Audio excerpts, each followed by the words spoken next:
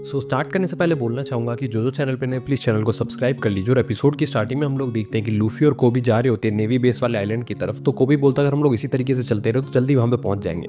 तो लूफी बोलता है वाओ कोबी, तुम तो सच में काफ़ी अमेजिंग हो, तुम सच में मुझे उस आइलैंड तक पहुँचा दोगे। तो कोबी बोलता है मैं एक सेलर हूँ और सेलर की बेयर मिनिमम जॉब तो यही होती है ना कि वो उस जगह पहुँचा दे जहाँ पे आप जाना चाहते हो।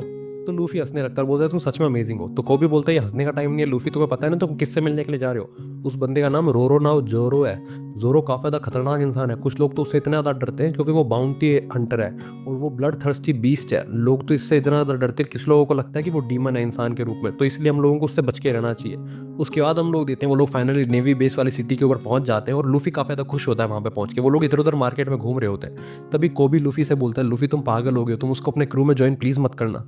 तो लूफी बोलता अभी तक मैंने डिसाइड नहीं किया उसको ज्वाइन करूँ या ना करूँ, पहले मैं उससे मिलूंगा और देखूंगा वो अच्छा इंसान है कि नहीं। तो कोबी बोलता है तुम पागल हो गए हो क्या, नेवी वालों ने उसको पकड़ के रखा है, मतलब वो बुरा इंसान ही होगा ना, नेवी वाले पागल थोड़ी जो कि हर किसी को पकड़ ले। तभी लूफी मार्केट में सबसे जोरों के बारे में पूछने लगता है और सारे लोग डर जाते हैं और इधर उधर छुपने की कोशिश करते हैं। तो लूफी बोलते हैं सिटी कितनी ज़्यादा फनी है ना, ये लोग बताने नहीं चाहते जोरों के बारे में, चलो कोई नहीं मैं खुद जाके बेस में देख लूंगा। तभी कोबी बोलता है कि यहाँ पे एक बहुत अच्छे कैप्टन है, कैप्टन मॉर्गन, जिनकी सब लोग रिस्पेक्ट करते हैं नेवी बेस में। तो मॉर्गन का नाम सुनते ही सारे लोग चौंक जाते हैं और वो लोग भी डर के मारे इधर उधर होने लगते हैं। तो लूफी बोलता है ये लोग कैसे इतने ज़्यादा फनी कैसे हैं। तो कोबी बोलता है मुझे समझ में नहीं आ रहा, जोरो की वजह से ये लोग डर रहे थे वो समझा, लेकिन मॉर्गन की वजह से क्यों डर रहे हैं। तो लूफी बोलता है अरे ये लोग हमारा वेलकम कर रहे होंगे इसलिए ये लोग कूद रहे हैं, ये डर के थोड़ी कूद रहे होंगे। फिर हम लोग इतने वो लोग फाइनली मरीन बेस के पास पहुंच जाते हैं। कोबी काफ़ी ज़्यादा खुश हो जाता है मरीन बेस को अपने सामने देख कर, उसकी आंखों में से खुशी के आंसू आने लगते हैं। कोबी बोलता है देखना लूफी थोड़े टाइम बाद मैं भी यहीं पे आऊंगा। तभी अचानक से लूफी उस दीवार पर चढ़ जाता है। तो कोबी बोलता है लूफी तुम क्या कर रहे हो, पागल हो गए हो कि दीवार पर क्यों चढ़ रहे हो। तो लूफी बोलता है पहले तो मैं तुम्हारे डीमन को ढूंढ रहा हूँ, कहाँ होगा वो जोरो, मुझे उससे बात करनी है। तभी कोबी बोलता है तुम पागल हो क्या, उसको सेल में रखा होगा प्रिजन के में, वो बाहर थोड़ी खड़ा रहेगा, वो इतना पावरफुल क्रिमिनल उसको बाहर थोड़ी छोड़ेंगे। तभी हम लोग देखते हैं लूफी को मिल जाता है जोरो, जो कि बाहर ग्राउंड के अंदर धूप के नीचे खड़ा हुआ होता है, उसको बांध के रखा हुआ होता है रस्सियों से। तो लूफी बोलता है अगर हम लोग इसकी रस्सियां खोलते हैं तो आसानी से निकल सकते हैं यहाँ से। तो कोबी बोलता है तुम क्या बात कर रहे हो लूफी, अगर हमने उसको खोल दिया तो वो पता नहीं तुम्हारे साथ क्या करेगा। तो लूफी बोलता है तुम चिंता मत करो, हमारा कुछ भी नहीं बिगाड़ सकता, मैं काफी ज्यादा स्ट्रांग हूँ, मैं तुम्हें बता चुका हूँ पहले भी और तुमने मुझे देखा भी है। तभी हम लोग देते हैं जोरो की नज़र उन पर पड़ती है और जोरो बोलता है तुम लोग मेरी आंखों में खटक रहे हो, तुम लोग मुझे काफ़ी ज़्यादा इरिटेट कर रहे हो, यहाँ से निकल जाओ। तो कोबी धीरे से बोलता है लूफी को लूफी देखा तुमने, तुम उसको अपने क्रू में ले लोगे तो तुम सर्वाइव ही नहीं कर पाओगे, वो तुम्हें खत्म कर देगा।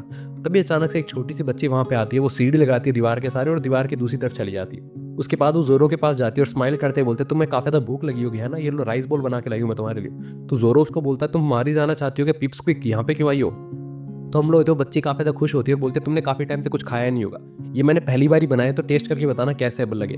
तभी जोरो बोलता है यहाँ से चुपचाप निकल जाओ, तुम्हें पता है ना मरीन के बेस के अंदर आना मना है। तभी हम लोग इतने अचानक से वहाँ पे एक अजीब सा आदमी आ जाता है जिसके पास कुछ मरीन गार्ड्स होते हैं। वो आदमी बोलता है जोरो तुम अभी तक जिंदा हो, मुझे काफ़ी ज़्यादा सरप्राइज हो रहा है। तभी कोबी बोलता है चलो कम से कम मरीन वाले यहाँ पे आ गए, वो उस लड़की को सेफली बचा लेंगे जोरो से। तभी हम लोग वो जो अजीब सा आदमी होता है वो उस बच्ची के हाथ से राइस बॉल छीन लेता है और उसको खाने लगता है। वो राइस बॉल उसको इतने ज़्यादा बेकार लगते हैं, बोलता है कि इसके अंदर इतनी चीनी क्यों डाली है, तुम्हें पता है ना राइस बॉल के अंदर नमक डाला जाता है। तो वो लड़की बोलती है कि लेकिन मुझे लगा चीनी से तो काफ़ी ज़्यादा स्वाद लगेंगे इसलिए मैंने ये बनाया। तो हम लोग होते हैं वो अजीब सा आदमी उसके राइस बॉल को छीन लेता है और ज़मीन पे गिरा देता है और उसके बाद उस पर जूते टेकने लगता है। तो वो लड़की रोने लगती है कि मेरे इतने प्यार से बनाए हुए राइस बॉल तुमने हरा दिए। तो वो बंदा बोलता है तुमने नोटिस नहीं पड़ा क्या, कोई भी अंदर नहीं आ सकता, मरीन बेस के क्रिमिनल को जो भी साथ देगा उसको भी टंगा दिया जाएगा सूली पे, तुम्हें पता है ना बच्ची। तो हम लोग ने बच्ची काफ़ी ज़्यादा डर जाती है। तो बंदा बोलता है देखा मेरे डैड के ऑर्डर से सब लोग डरते हैं। तभी कोबी को पता चलता है कि ये कैप्टन मॉर्गन का बेटा है। तो कोबी बोलता है कैप्टन मॉर्गन का बेटा इतना दुष्ट कैसे हो सकता है। तभी हम लोग देखते हैं क्या मॉर्गन का बेटा गार्ड से बोलता है कि इस लड़की को दीवार से बाहर फेंक दो, इससे पहले कि मैं इसको मार डालूं, तुम्हें अगर अपनी जॉब प्यारे तो चुपचाप इसको फेंक दो। तो वो गार्ड उस लड़की को बोलता है कि प्लीज़ मुझे माफ़ कर देना, मुझे तुम्हें बाहर फेंकना होगा। और गार्ड उस लड़की को बाहर फेंक देता है, लेकिन तभी लूफी उस बच्ची को पकड़ लेता है और उसको गिरने नहीं देता। तो हम लोग देखते हैं मॉर्गन को जोरो से बोलता है जोरो तुम काफ़ी ज़्यादा जिद्दी हो, हार क्यों नहीं मान लेते। तो जोरो बोलता है कि मैं पूरे महीने तक जिंदा रहूंगा, वैसे भी 10 दिन और बचे हैं, 3 हफ्ते हो चुके हैं पूरे। उसके बाद हम लोग देखते हैं कि मॉर्गन का बेटा वहाँ से निकल जाता है। तो लूफी आता है और उसको बोलता है कि तुम यहाँ पे कैसे बंधे हुए हो, अगर तुम्हारी जगह बंधा हुआ होता तो मैं तो 3 दिन के अंदर ही मर जाता भूख से। तो जोरो बोलता है मेरी विल पावर तुमसे काफ़ी ज़्यादा हाई है, बस थोड़ा टाइम और बचा है, उसके बाद मैं यहाँ से निकल जाऊंगा और मैं अपना मिशन भी पूरा कर लूंगा। तो लूफी वहाँ से जाने लगता है, कहता है ठीक है तुम्हें जो करना है करो। तो जोरो बोलता है मुझे वो राइस बॉल उठा के दे सकते हो क्या। तो लूफी बोलता है तुम ये राइस बॉल खाना चाहते हो, इनके अंदर तो मिट्टी लगी हुई है, इनको कैसे खाओगे। तो जोरो बोलता है चुपचाप मेरे मुंह में डाल दो। और हम लोग होते हैं जोरो उन राइस बॉल को खा जाता है और बोलता है कितने ज़्यादा टेस्टी है। उसके बाद हम लोग देखते हैं लूफी आता है और उस लड़की को और कोबी को बताता है कि कैसे उसने सारी राइस बॉल्स खा ली। तो लड़की काफ़ी ज़्यादा खुश हो जाती है। तो कोबी बोलता मुझे समझ में नहीं आ रहा जोरो के बारे में मैंने जो अफवाहें सुनी है कि वो डीमन है, क्या वो सच में इतना बुरा डीमन है। तो वो लड़की बोलती है नहीं जोरो तो वहाँ पे हमारी वजह से, उसने हमें बचाने के लिए सब कुछ किया। दरअसल मॉर्गन का जो बेटा था वो अपने पेट्स को घुमा रहा था और हमें पता चलता है कि मॉर्गन के बेटे के पेट्स वुल्फ्स होते हैं। तो वो जो भेड़िए भेड़िए होते हैं उस लड़की के रेस्टोरेंट में घुस जाते हैं और उनका खाना वगैरह खाने लगते हैं, सारे कस्टमर्स को डराने लगते हैं। तो वो लड़की उससे बचने के लिए उसके ऊपर झाड़ू मारती है और बोलती है यहाँ से चले जाओ चले जाओ। लेकिन वो भेड़िया जो होता है अचानक से उस लड़की पर अटैक करने वाला होता है। तभी जोरो जो होता है उस भेड़िए को चेयर उठा के मार देता है और जोरो उसी रेस्टोरेंट में बैठा होता है। तभी मॉर्गन का बेटा वहाँ पे आता है, बोलता है तुम पायरेट हंटर जोरो हो ना, तुम नेवी के खिलाफ क्यों जा रहे हो। तो जोरो बोलता चुपचाप यहाँ से चले जाओ, मुझे आराम से मेरा खाना खाने दो। तो मॉर्गन का बेटा बोलता कि मैं तुम्हें खाना कैसे खाने दूँ, तुमने नेवी के खिलाफ जाने की गुस्ताखी की है। तभी जोरो उसको जोर से पंच मारता है और उसके गले के पास अपनी तलवार रख के बोलता है कि तुम और तुम्हारा ये पेट मुझे दोनों जने बहुत ज़्यादा अनॉय कर रहे हो। तो मॉर्गन का बेटा बोलता है जब तुम्हें पता चलेगा कि मेरे डैड क्या क्या कर सकते हैं तो तुम अपने आप ही इससे सबको छोड़ दोगे। तुम्हें पता है हम लोग सब लोगों को मरवा सकते हैं, क्यों ना हम लोग एक डील करें, तुम इन बच्ची और इसकी माँ के बदले तुम मेरे साथ जेल में चलो और 1 महीने तक वहीं पे रुको। और उस बात को 3 महीने हो चुके हैं। तो बच्ची बोलते कि उसके बाद ये मॉर्गन का बेटा रोज आता है और जोरो को बंधे हुए को किक वगैरह मारता है, लेकिन फिर भी जोरो कुछ नहीं करता। वहीं दूसरी तरफ हम लोग देखते हैं कि मॉर्गन का बेटा दोबारा उस लड़की के रेस्टोरेंट में आ जाता है और वहाँ पे बोलता है हम लोगों को फ्री का खाना चाहिए। और हम लोग देखते हैं वहाँ पे नामी भी बैठी होती है। तभी लूफी अंदर आता है और मॉर्गन का बेटा बोलता है कि मैंने डिसाइड कर लिया, मैं काफ़ी ज़्यादा बोर हो रहा हूँ, तो क्यों ना उस जोरो को कल ही एग्जीक्यूट कर दूँ। तो हम लोग जैसे लूफी ये बात सुनता है कि जोरो को वो कल मारने वाला है तो वो जोर से उसको पंच मारता है। तो मॉर्गन का बेटा बोलता है तुम्हें पता है ना मैं कैप्टन मॉर्गन का बेटा हूँ, तुमने बहुत ज़्यादा गलती की है मुझे मार के। तो लूफी बोलता है कि अगर तुम में दम है तो अपने आप क्यों नहीं फाइट करते, कब तक अपने बाप का नाम बीच में लाते रहोगे, दम है तो मुझसे खुद फाइट करो। और मैंने डिसाइड कर लिया है कि मैं जोरो को यहाँ से छुड़ा के लेके जाऊंगा और उसको मेरे क्रू में शामिल करूंगा, वो अच्छा इंसान है। उसके बाद हम लोग देखते हैं कि मॉर्गन का बेटा अपने बाप के पास आता है और उसको सब कुछ बता देता है कि डैड मुझे एक बंदे को स्लॉटर करवाना है, यानी कि मरवाना है। वहीं दूसरी तरफ हम लोग देखते हैं कि जोरो अभी भी कड़ी धूप के अंदर अपने आप को टिका के रखने की कोशिश कर रहा होता है और वो मरने से बचा हुआ होता है जैसे तैसे करके। उसको अपनी बचपन की यादें आने लगती हैं जब वो एक लड़की के साथ स्वॉर्ड फाइट खेला करता था। तो वो लड़की हमेशा उसको बोलती थी जोरो तुम अभी भी हमेशा की तरह कमजोर हो। तो जोरो ने उससे प्रॉमिस किया था कि मैं दुनिया का सबसे बड़ा स्वॉर्ड्समैन बन के दिखाऊंगा, इसलिए वो बोलता कि मैं इस जगह पे मर तो नहीं सकता। तभी अचानक यहाँ पे लूफी आ जाता है। तो जोरो बोलता तुम वापस यहाँ पे आ गए, तुम अभी तक मरे नहीं हो, तुम्हारे पास काफी ज्यादा फ्री टाइम है ना। तो जोरो बोलता है, वो लूफी बोलता है कि मैं तुम्हें खोल दूंगा यहाँ से, तुम्हें मेरा क्रू ज्वाइन करना पड़ेगा। तो जोरो बोलता है अच्छा मैं पायरेट का क्रू ज्वाइन करूंगा, मैं कभी भी क्रिमिनल लेवल की हरकतें नहीं करूंगा, तो चुपचाप यहाँ से चले जाओ। तो लूफी बोलता है तुम ऑलरेडी ईवल बाउंटी हंटर हो, सारे लोग तुम्हें डीमन बोलते हैं, इससे बुरा और क्या होगा। तो जोरो बोलता है मुझे फर्क नहीं पड़ता लोग क्या बोले, लेकिन मेरे को अपने काम से बिल्कुल भी रिग्रेट नहीं है, तो मैं तुम्हारे साथ तुम्हारा क्रू कभी भी ज्वाइन नहीं करूंगा। तो लूफी बोलता है अच्छा ऐसा है क्या, लेकिन मैंने तो डिसाइड कर लिया कि तुम्हें मैं अपना क्रू ज्वाइन कराऊंगा। तो जोरो बोलता है चुपचाप अपने ऊपर कुछ भी डिसाइड मत करो। तो लूफी बोलता है अच्छा मैंने एक और बात सुनी है कि तुम स्वॉर्ड्स वगैरह यूज करते हो। तो जोरो बोलता है कि हाँ मैं स्वॉर्ड वगैरह यूज तो करता हूँ, लेकिन मॉर्गन के स्टूपिड बेटे ने मेरा सारा सामान ले लिया है। तो लूफी बोलता है एक काम करो मैं तुम्हारी स्वॉर्ड्स तुम्हें ला के दूंगा, लेकिन तुम्हें मेरा क्रू ज्वाइन करना पड़ेगा। और उसके बाद लूफी वहाँ से जाने लगता है। तो जोरो बोलता है क्या ये पागल है, या अकेला लूफी बेस के अंदर घुसना चाहता है। तभी वो देखता है लूफी दूसरी तरफ जा रहा होता है। तो वो बोलता है इडियट, बेस उस तरफ नहीं है, उस तरफ गेट है, बेस इस तरफ है। तो लूफी अपने गम गम रॉकेट का इस्तेमाल करता है, अपने हाथों को लंबा करता है और बेस की तरफ उछल जाता है। तो जोरो बोलता है आखिरकार ये बंदा है कौन। वहीं दूसरी तरफ हम लोग देखते हैं कि मॉर्गन की एक बड़ी सी मूर्ति को खड़ा किया जा रहा होता है बेस के ऊपर, छत के ऊपर, वहीं पे मॉर्गन खड़ा होता है। तो मॉर्गन का बेटा उससे बोलता है कि डैड आप मेरी रिवेंज क्यों नहीं ले रहे, आपने भी आज तक मेरे ऊपर हाथ नहीं उठाया और उस बंदे ने मेरे को हाथ उठाया। तो मॉर्गन बोलता है तुम्हें पता है कि मैंने आज तक तुम्हें मारा क्यों नहीं है, इसलिए नहीं मारा क्योंकि तुम एक स्टूपिड बेटे हो, तुम लायक ही नहीं हो कि तुम्हें हाथ भी लगाया जाए, इसलिए मैंने आज तक तुम्हें नहीं मारा। तो हम लोग देते हैं मॉर्गन का बेटा काफ़ी ज़्यादा गुस्से में आ जाता है और बोलता है कि डैड ये सब कुछ क्या हो रहा है। तो मॉर्गन उससे पूछता है कि मैंने सुना आज एक बच्ची हमारे बेस के अंदर घुस आई थी।